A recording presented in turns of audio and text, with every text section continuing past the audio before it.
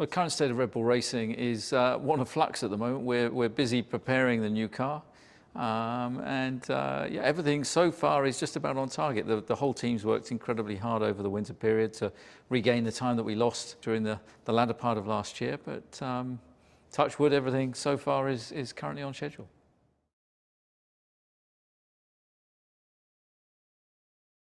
The late engine decision last year was reasonably stressful because obviously there's a whole design department waiting on the answers for what they should be designing the car around, and at different points in the year there were different permutations, different possibilities, but thankfully we found a solution, suitably in time, and the time that we lost, the team have worked incredibly hard to recover. So it's testimony to their hard work that we'll be at the first test.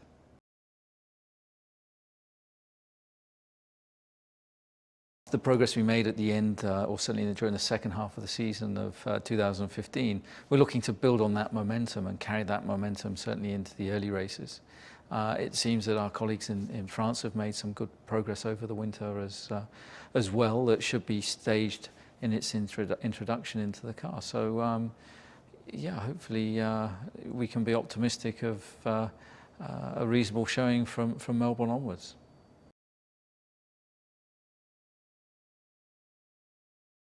Well, Daniil's first season with the team last year, was one of evolution for him. He's still very young, and only his second year in Grand Prix racing, he was, thrust into the limelight in a Red Bull Racing seat as a replacement to Sebastian Vettel, and I think he coped with that pressure pretty well. His performances grew and grew as the season went on. He finished the season ahead in points to Daniil Ricciardo, and I think he gave a good account of himself, and I think with that benefit of that experience going into now what will be his third year, his second with the team, I think he's just going to have that much more confidence, that much more awareness of what's coming, and hopefully we'll be able to give him a better car, and we'll continue to see his talent shine.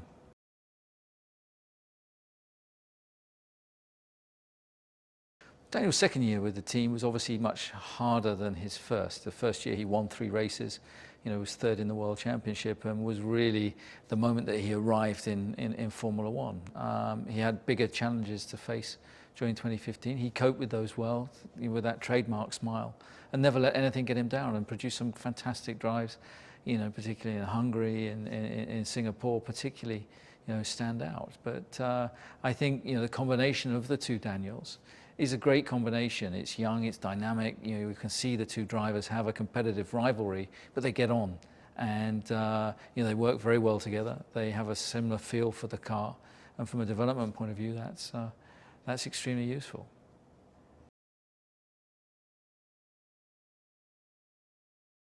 Well, all of the teams obviously haven't stood still over the winter and will be targeting significant gains. Where we match up to that, we have no idea until we get to the first race. We can only do the best that we can, and then we'll be measured obviously at each Grand Prix against our opponents. I hope with the progress that we're able to make that we will have managed to close that gap to the cars ahead, but you can never tell, and it's very difficult at this time of year to make any form of predictions before you see the cars obviously in action, because it's a time of year we have no idea what our competitor teams are up to and the kind of gains that they've obviously been finding.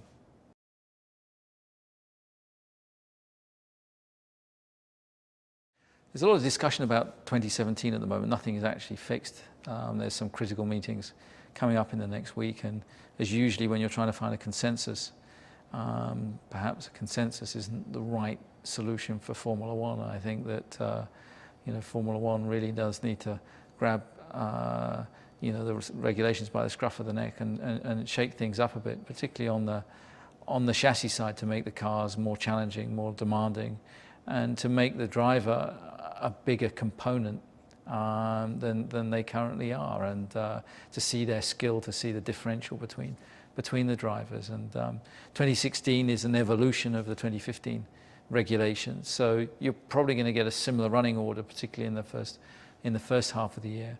And of course, once regulations are fixed for 2017, teams are going to have to pick the relevant moment to turn their attention to whatever those new regulations may be.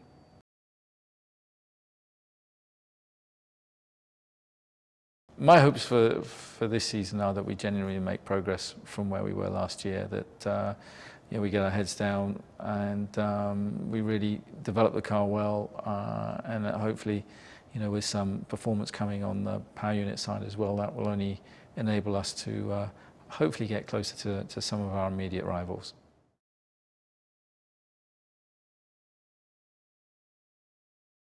So there's always an air of excitement the first day back at school almost, for the curtain lifting on any new season, and the car's going to look quite different. It's a new livery, it's a strong livery.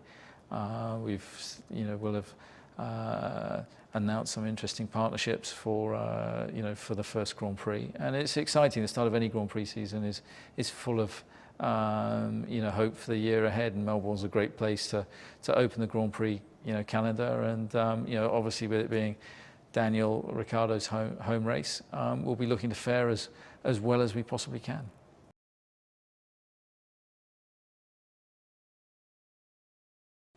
It's great to welcome new partners to Red Bull Racing for this year. TAG Heuer and Puma are two exciting brands that we're welcoming to the team, and we've even got an engine called a TAG Heuer now. So it's exciting times. There's further announcements that will be forthcoming in the weeks ahead, and it's an exciting period for the team. It's to have partners of that caliber is great for Red Bull Racing, and we look forward to working with them in the seasons ahead.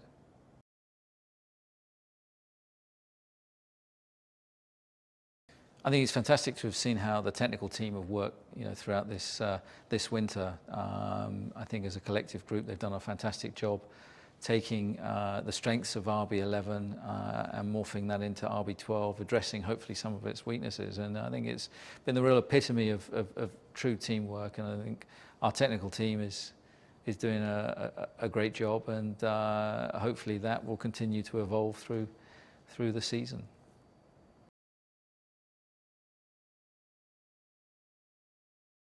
I think one of the biggest results out of 2015 has been the morale of the team, of all the members of the team, and how they've focused on getting their heads down and focusing on their roles and producing as competitive a car as they can. Obviously, the uncertainty during last year of what engine partner we were going to have, what the long-term commitment of even the team and Red Bull was to Formula One. They've addressed that in the best way possible by focusing on the job in hand and working solidly together. And I think they've really demonstrated a fighting spirit, a competitive spirit, and a real determination to get this team back into a competitive position. And hopefully we'll be able to realize that during the course of 2016.